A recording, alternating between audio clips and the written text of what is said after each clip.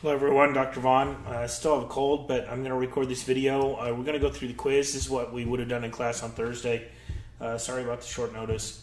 But at the end of this, I'll explain to you, and I'll put up a note in the discussion forum about what you need to do for participation, which isn't my choice, but it's something that Grand Canyon actually requires us to do. All right, so you can see I have my timer already going. This is our quiz week 6. This is rewriting it with rational exponents. You have 4th root of y to the 9th. So I'm just going to put this as y to the power of, remember the exponent is the numerator and the denominator is the radical. So I'm going to do a fraction in the exponent and do 9 over 4.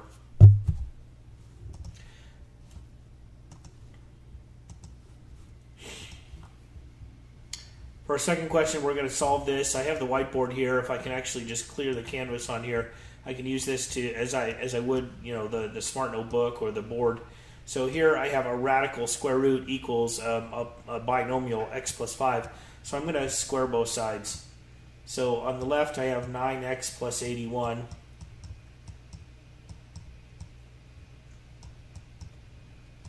And on the right, x plus 5.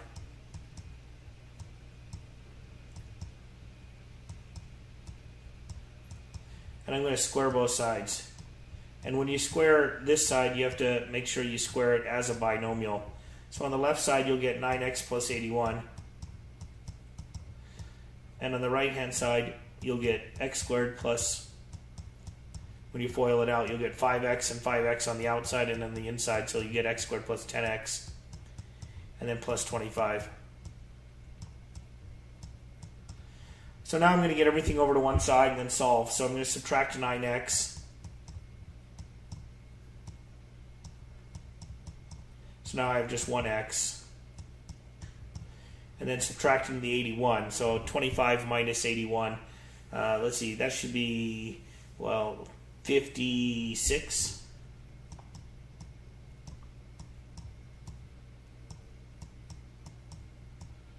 And now I have 0 over here since I moved everything over. Now this factors x plus 9, x minus 8. Oh, that's not right. X plus 8, x. Where's my eraser?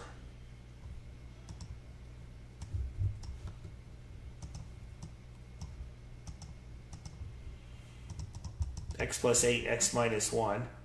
X plus 8, x minus 7.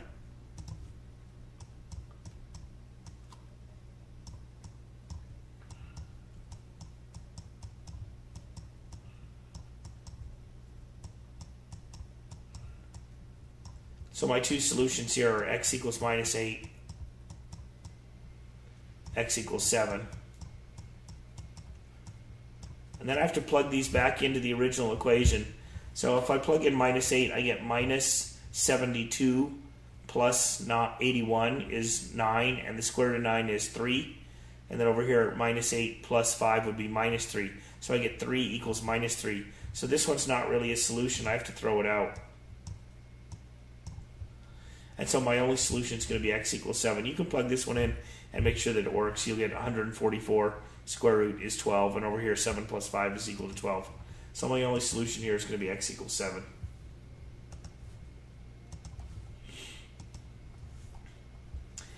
Okay, so here we have an exponential function, c(a) to the x. And we're going to use this c is the initial value. And so I'll put that as being the 260,000. And then a is the value decreases by 3% each year. So if it decreases by 3%, it starts at 1. You take 1 plus that growth rate or decay rate.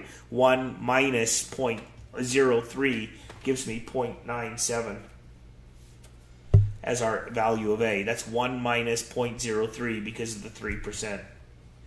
And then the x is actually representing the number of years after the year 2000.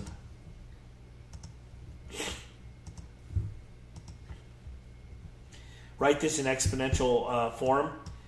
So I'll clear my canvas over here. So the 6 is going to come over, and it's going to be 6 to the 9 power. So I'm going to have x equals 6 to the 9 power.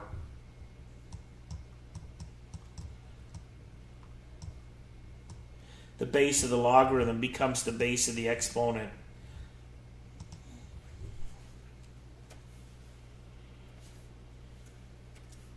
And I don't think you need to multiply out what 6 to the 9 is.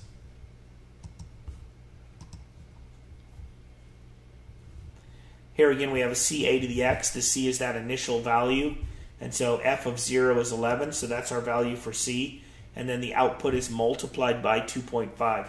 So that's the multiplier, that's our A.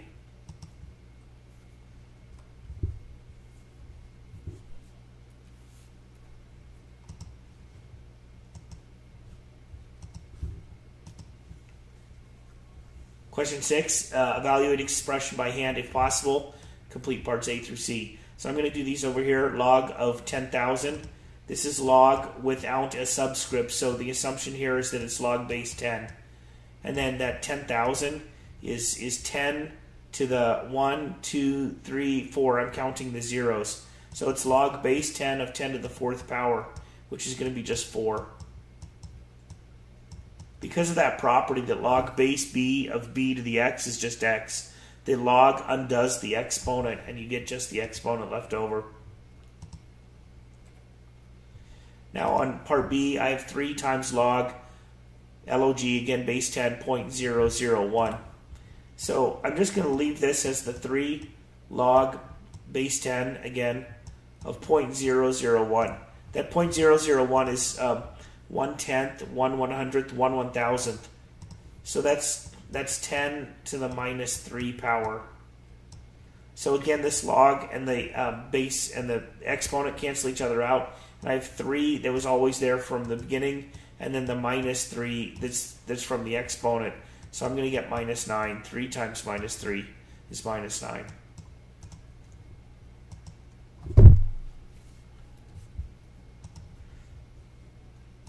And finally, on this last one, I have log base 10,000, which from up here is 4, plus log 0.01, which is going to be negative 2. So 4 plus negative 2 is going to give me a positive 2.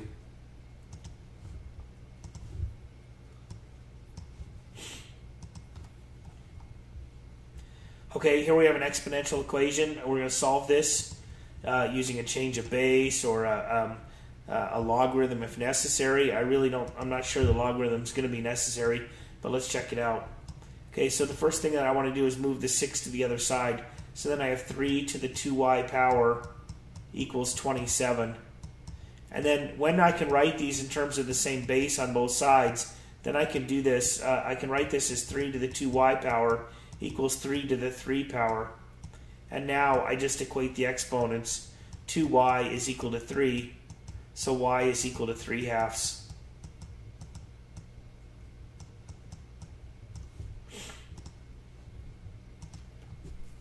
It says integer or decimal. So since they want a decimal, I'm going to write that 3/2 as 1.5.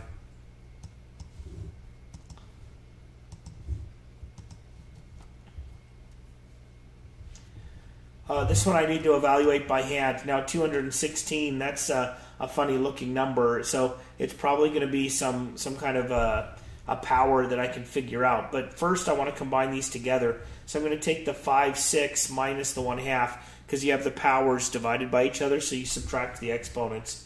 So 5/6 minus 3/6 is 2/6. So I can rewrite this as 216 to the 2/6 power, which is really the 1/3 power. So now I'm taking the cube root of 216. Now I have to think about this a little bit, but cube root means that this is probably going to be a perfect cube.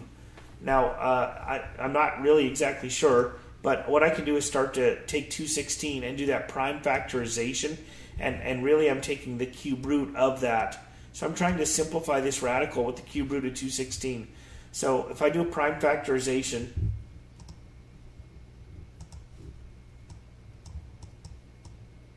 that's going to be 2 times 108. And 108 is 2 times 54.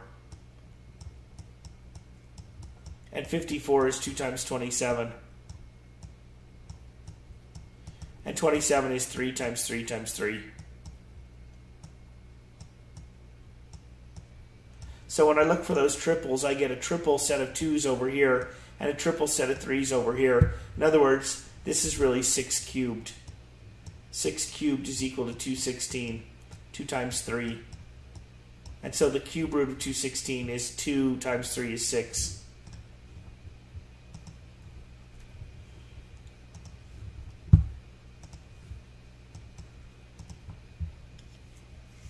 This side I'm just going to square both sides. So when you square the square root of x, you get x. And when you square the 7, you get 49.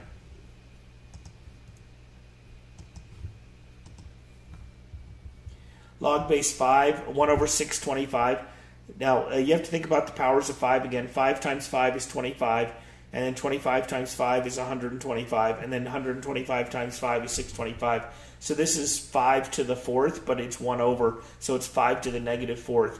So this is log base 5 of 5 to the negative 4th power. So again, those logs and the exponents, when they're the same base, are canceling each other out, and I'm just going to get the negative 4.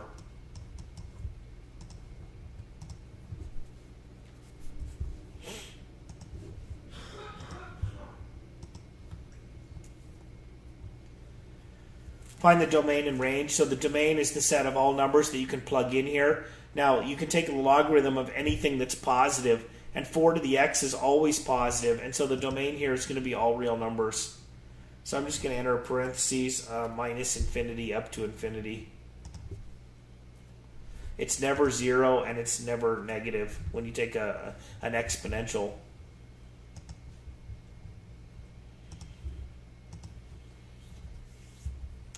Now I'm going to use this compound interest formula.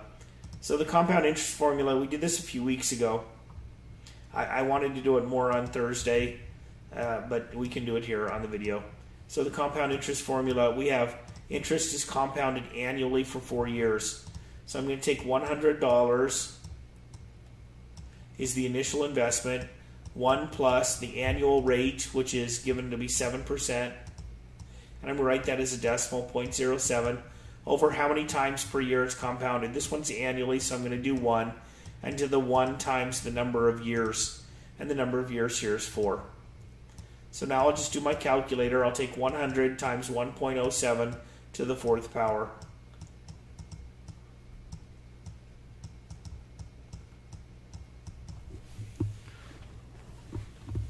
Now I'm doing this on my calculator, which you're not going to be able to see on the screen, so I'll just tell you what the answer is. 1.07 raised to the 4th power is 1.31079, and then I'm going to multiply by 100. That's going to shift the decimal point 2 places to the right. I get 131.079, which is going to round to 131.08.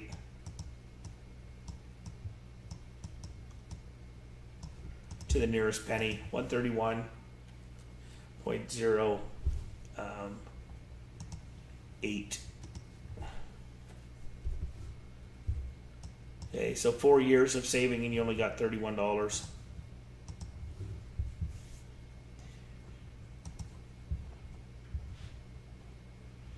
Now we're going to do the graph of log. If you remember the graph of log, it kind of goes down over here, and then this x minus 1 shifts it 1 unit to the left. So if I click on this and say I want the logarithmic graph, which is right here, and then I just click any point, and it's going to bring up this little menu. And all I want to do is do a vertical shift by 1 unit. I want it to go 1 unit left. And that's pretty much it. Now the horizontal asymptote is now going to be at -1 instead of at 0. And then there is no vertical asymptote. So I guess I need to just do this one because there is no vertical asymptote. Uh-oh. Okay, so I'm sorry I had a little coughing fit there, but the vertical, I just clicked the wrong button here. It's actually a vertical asymptote, and I clicked the button for horizontal asymptote. So the vertical asymptote's at x equals 1, -1. Now it's saying that my graph is wrong, so let's go back and look at that. So let's cancel this out, and we'll just try again. So we'll go to the logarithmic graph. I need to clear this out.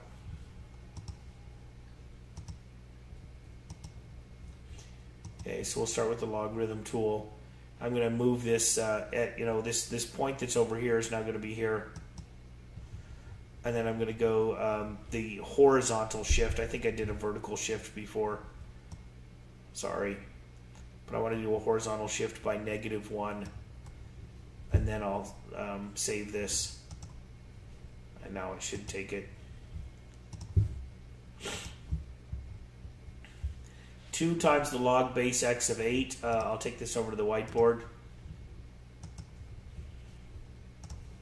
So 2 times log base 8 of x, log base 10, because there is no number there, equals 8. So I'm going to divide both sides by 2 and get log base 10 of x is equal to 4. And then I'm going to write this in its equivalent exponential form. So this base comes over here and becomes the base of the exponent.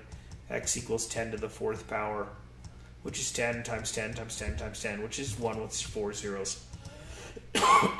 10,000.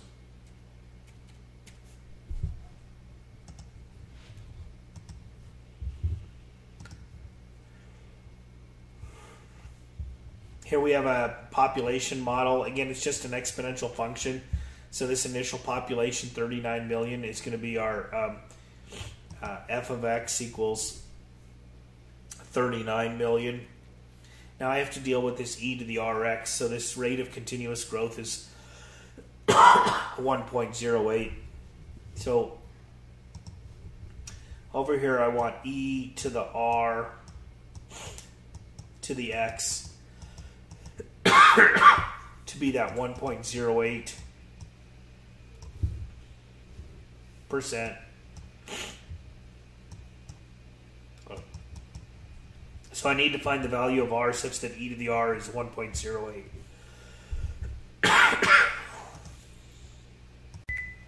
Okay, I'm resuming this again. So then r would be the natural log of 1.08. And I'll use my calculator to figure out what that 1.08 is. Natural log. 1.08 natural log gives me 0.07696. And we're going to use decimals for any number in the expression. So let's go e to the power of 0.07696. Doesn't really tell me how many decimals to use here, so I'm just going to put in quite a few. I'll probably get this wrong, but let's go with it for now. So now I need to plug in 2024, which is 14 years after 2010. So I'm going to plug in x equals 14. I'm going to calculate 39 times 14 times this number, e to the x. So I'll just talk you through it. I'm doing this on my calculator.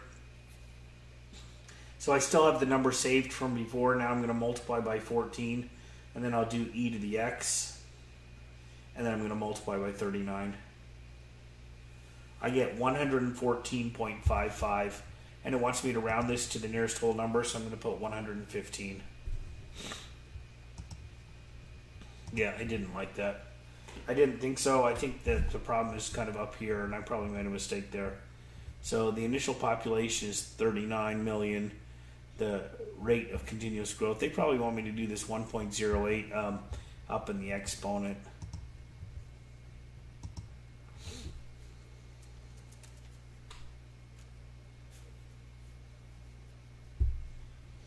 Oh, that was weird.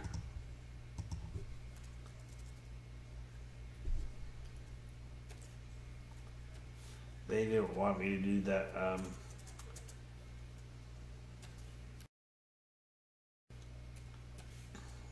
Yeah, it's the rate of continuous growth, not the rate of growth. So they just want to put the 1.08 up there because the e is giving you that continuous amount. So then I have to recalculate this. So I'm going to take that 1.08 times the 14. 1.08 times 14. Then I'm going to raise e to the x and multiply by 39. So I get now, a much bigger number.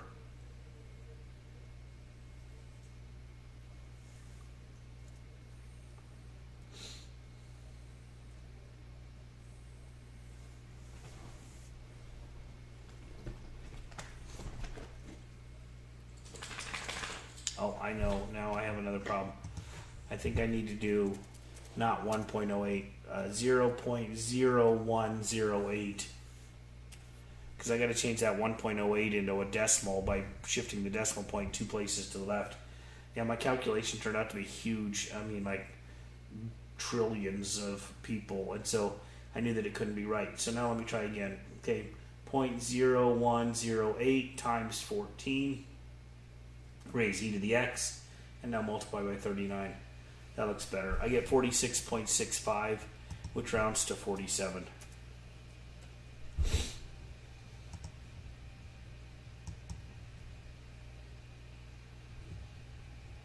Alright, well, I'm still doing something a little wrong. I'm not exactly sure what it is. I mean, how I can get one of these right and not the other.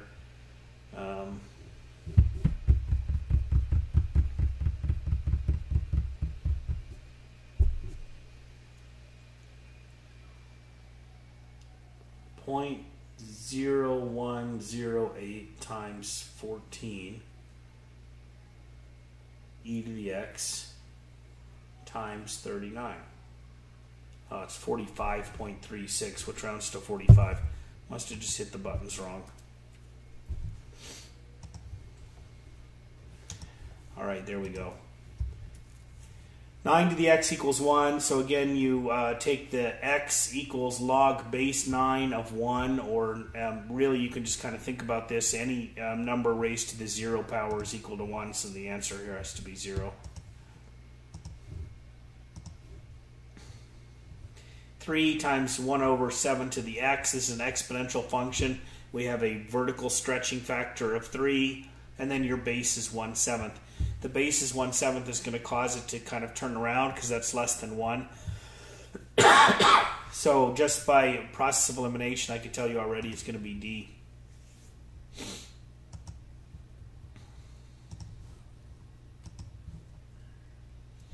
And finally, we want to transform 7 to the x to 7 to the minus x. We replace x with minus x. This is like, it just reflects it across the y-axis. So I'm going to just do my exponential curve, click any button, and now I want to do a reflection across the x-axis with the base of 7.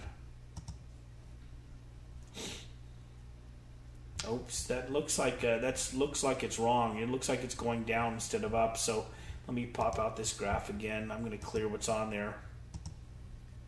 Do the exponential curve, plot a point, and reflect across the x-axis. No, reflect across the y-axis. There you go.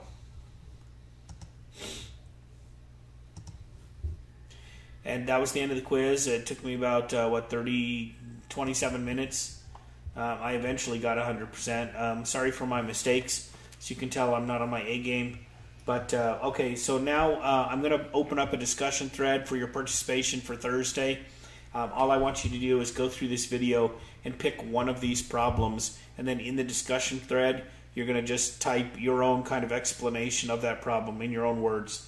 And so, you know, pretend like you're explaining that problem to somebody else that's not me, that's in your class, one of your peers, and you're just going to give the time stamp of when that problem is in my video here that I've made, and then, you know, write out the solution process as you understand it the best you can. And to be honest with you, all you need to do is make sure that you post something that's substantive, that's something that's on topic and that's doing what I'm asking you to do. So whether it's accurate or not, I'm not going to penalize you. I'm just asking for you to participate in this way. And that's a requirement, again, from Grand Canyon to make up for the class that we missed. It has something to do with seat time. So anyway, this has been Dr. Vaughn. I will post that new discussion thread as soon as I can. Thank you for watching, and I'll talk to you later.